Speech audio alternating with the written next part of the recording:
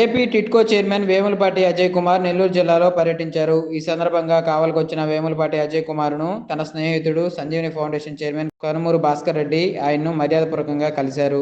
పుష్పగుచ్చం ఇచ్చి ఘనంగా సత్కరించారు.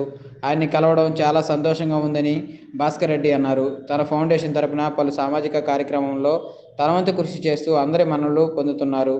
ఈ సందర్భంగా వేములపాటి అజయ్ కుమార్ మాట్లాడుతూ తన స్నేహితుడు భాస్కర్ రెడ్డిని కలవడం చాలా సంతోషంగా ఉందన్నారు. పహల్గాం ఉగ్రదాడిలో మరణించిన కావలికి చెందిన మధుసూదన్ కుటుంబానికి పరామర్శించడానికి ఆయన కావలికి వచ్చారు.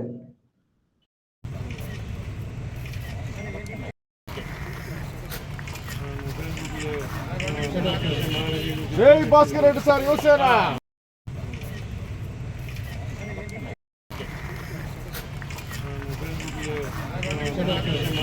జై భాస్కర్ రెడ్డి సార్ యువసేన.